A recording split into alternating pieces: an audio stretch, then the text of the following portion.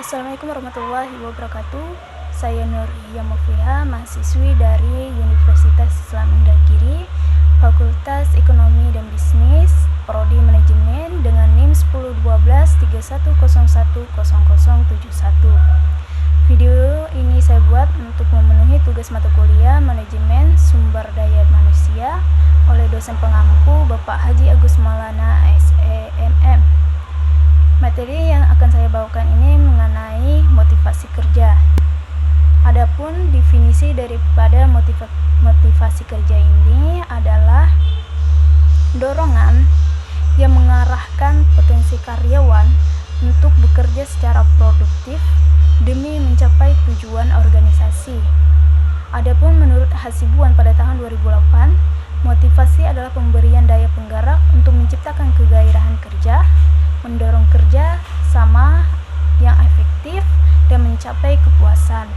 Adapun menurut Robbins pada tahun 2007 mendefinisikan motivasi sebagai kesediaan untuk menggerakkan upaya tinggi demi tujuan organisasi yang dikondisikan oleh kemampuan upaya tersebut dalam memenuhi kebutuhan individu. Kebutuhan muncul saat ada ketidakseimbangan antara yang dimiliki dan diharapkan, menciptakan dorongan mental untuk mencapai tujuan. Selanjutnya ada juga jenis-jenis motivasi kerja, yaitu terbagi pada dua, yang ada positif dan ada yang negatif. Yang pertama kita bahas itu yang mengenai yang positifnya. Motivasi yang positif ini adalah dorongan untuk bekerja baik demi kompensasi dan partisipasi penuh. Bentuknya meliputi penghargaan, informasi yang jelas, perhatian tulus, persaingan sehat, partisipasi, dan kebanggaan atas penyelesaian tugas. Selanjutnya yang kedua itu adanya motivasi yang negatif, yang mana dilakukan untuk menghindari kesalahan atau kelalaian kewajiban. Bentuknya bisa berupa sanksi, skor, penurunan jabatan, atau denda. Tujuannya adalah mencegah perilaku yang tidak diinginkan. Selanjutnya ada juga motivasi terbagi pada dua, yaitu perbedaannya ada yang internal dan eksternal. Yang pertama itu motivasi internalnya, yang mana timbul dari dalam diri pekerja saat menjalankan tugasnya, bersumber dari kesenangan dan kesadaran pribadi. Ini adalah dorongan intrinsik yang membuat pekerja terasa sebagai kewajiban yang menyenangkan, lebih penting dari imbalan eksternal. Selanjutnya ada juga yang kedua itu motivasi yang eksternalnya, yaitu muncul akibat pengaruh dari luar pekerjaan atau diri pekerja itu sendiri, sering dikaitkan dengan imbalan seperti gaji, kesehatan, cuti, atau program rekreasi perusahaan. Pekerjaan didorong oleh faktor-faktor eksternal untuk mencapai sesuatu. Selanjutnya ada juga yang mengenai dimensi dan indikator motivasi kerja, yang mana kita bahas yang pertama itu adalah kebutuhan untuk berprestasi. Itu meliputi target kerja, kualitas kerja, tanggung jawab, dan kemampuan menghadapi resiko. Dorongan untuk mengungguli standar dan meraih kesuksesan. Selanjutnya yang kedua itu ada kebutuhan memperluas pergaulan. Ini fokus pada komunikasi dan persahabatan di lingkungan kerja, membangun hubungan yang baik antara rekan kerja.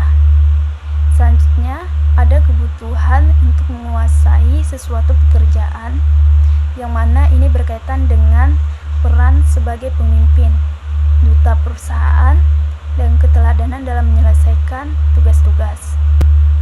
Selanjutnya ada juga mengenai definisi kepuasan kerja.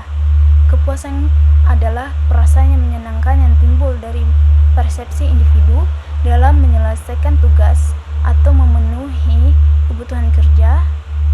Sutarto Wijono pada tahun 2010 mendefinisikan sebagai hasil dari persepsi individu dalam memperoleh nilai-nilai kerja yang penting bagi dirinya. Selanjutnya ada juga menurut Robbins pada tahun 2007 melihat kepuasan kerja sebagai sikap umum individu terhadap pekerjaannya yang merupakan penjumlahan rumit dari berbagai unsur pekerjaan.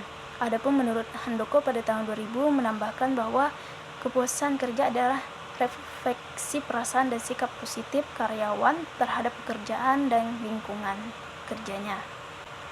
Selanjutnya ada mengenai indikator kepuasan kerja. Yang pertama itu kita bahas adalah kesesuaian, yang mana kepuasan tercapai ketika hasil yang didapat melebihi harapan. Selanjutnya yang kedua itu ada rasa adil, yang mana perasaan adil yang timbul dari perbandingan diri dengan orang lain dalam situasi tertentu. Selanjutnya yang ketiga itu ada hilangnya perasaan tidak puas, yang mana faktor-faktor seperti gaji, penyelia, rekan kerja, kondisi, kebijakan perusahaan, dan keamanan kerja tidak lagi menjadi penyebab ketidakpuasan.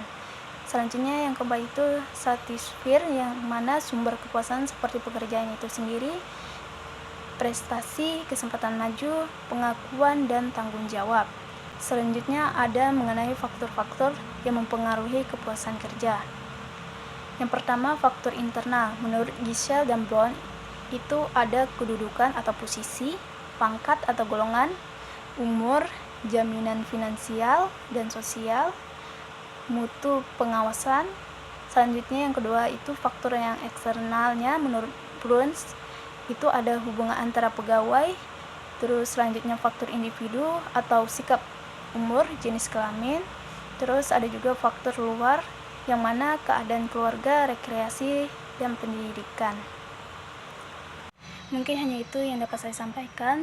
Apabila terdapat kesalahan, saya mohon maaf.